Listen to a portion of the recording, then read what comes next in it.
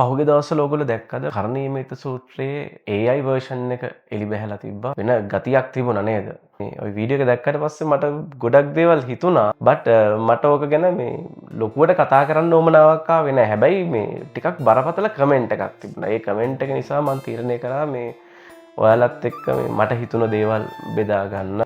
පිරිත් මන්ත්‍ර සංඛ්‍යාත තරංග මේ වගේ දේවල් ටිකක් තියෙනවා මේක ඇවිල්ලා තේත්‍රා යුගයේ එහෙම නැත්නම් ශක්ති යුගයේ මිනිස්සුන්ට ගෝචර වුණ දේවල්. උච්චාරණය හඬ පාලනය තුලින් ශබ්ද තරංග නිපදවලා ඒ සංඛ්‍යාත තුලින් sannivedanaya කරන ශක්ති යුගයක් පහු කරලා මේ වෙනකොට නූතන විද්‍යාව පවා පුදුමයටපත් වෙනවා.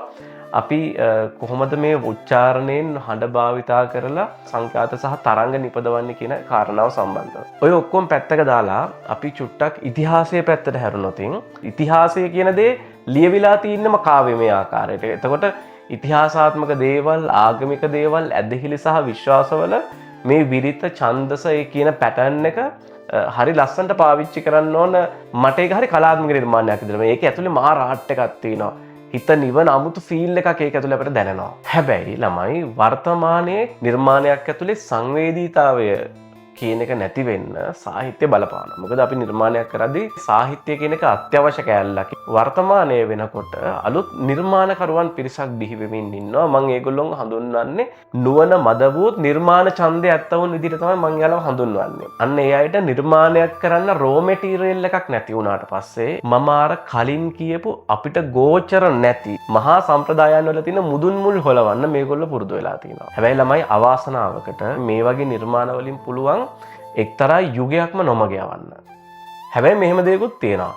මොකක් හරි ඇදහිල්ලක් විශ්වාසයක් වගේ පුරාවෘත්තයක් සම්බන්ධව ඔයාට ඒක ප්‍රත්‍යක්ෂ කරගෙන මේක වැරදි කියලා කියන්න පුළුවන් සාක්ෂි සාධක තියෙනවා නම් විතරක් ඒ වගේ බරපතල මාතෘකාවක් ගැන ඔයා නිර්මාණයක් කරාට ප්‍රශ්නයක් නෑ. ඔයාගේ අදහස සමාජගත කරාට ප්‍රශ්නයක් නෑ. හැබැයි එහෙම නැතුව තමන්ගේ නොහැකියාව තමන්ගේ නොදන්නාකම හේතුවක් කරගෙන මහා සම්ප්‍රදායක තියෙන දෙයක් තමන්ගේ ප්‍රොඩක්ෂන් එකේ තමන්ගේ නිර්මාණය රෝ මැටීරියල් එක කරගන්නවා කියන්නේ ටිකක් බරපතල කාරණාවක්.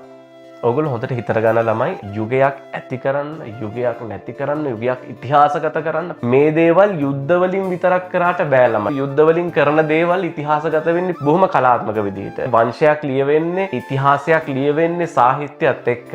යම්කිසි දැනුම් පද්ධතියක්, යම්කිසි යුගයක් ඇති කරන්න හෝ නැති කරන්න හැකියාව තියෙන එකම කෙනා තමයි කලාකාරයෙක් කියන්නේ. ආටිස් කෙනෙක් කියන්නේ, නිර්මාණකරුවෙක් කියන්නේ. අමතක කරන්න එපා. අපි විද්‍යාවෙන්, දැනුමින්, කලාවෙන් මොනතරම් දියුණුවයි කියලා හිතාගෙන හිටියත් අපි තාම ජීවත් වෙන්නේ මේ ඉරේ හඳ එළියේ. අපි තාම හුස්ම ගන්න මේ සබාදහම අපිට දෙන හුස්ම ටික.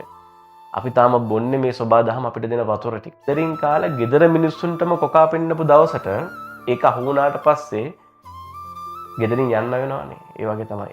අපි මොන තරම් දියුණුනත් අපි තාම ඉන්නේ මේ සබාදහම කියන එක ඇතුලේ බොහොම පොඩි ජීවීන් ටිකක් විදිහටනේ.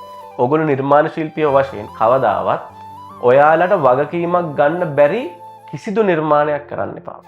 ඔයාලට සැටිස් නැති, ඔයාලට වගකීමක් ගන්න බැරි, මෙතෙන්ට එකඟව ඕකේ කරන්න බැරි කිසිම නිර්මාණයක් කරන්න එපා. මොකද ඔයාලා එහෙම දුරදිග හිතන්නේ නැතුව කරන නිර්මාණයකට පුළුවන් ඔයාලගේ ජීවිත විතරක් නෙමෙයි මුළු මහත් සමාජයක් නමග යවන්න පුළුවන්. ඒක නිසා මම ඔයාලගෙන් බොහොම වගකීමෙන් ඉල්ලන්නේ ඔයාලට ප්‍රත්‍යක්ෂ නැති, එහෙම නැත්නම් ඔයාලට වගකීමක් ගන්න බැරි අවස්ථාවකදී මිනිස්සුන්ගේ සංවේදී තැන්වලට නිර්මාණ කරන්න එපා. ඔයාට ඒ වගකීම ගන්න බැරි නම්. මොකද කලාකාරයෙක් කියන්නේ ලෝකයක් වෙනස් කරන්න පුළුවන් මිනිස්සෙක්.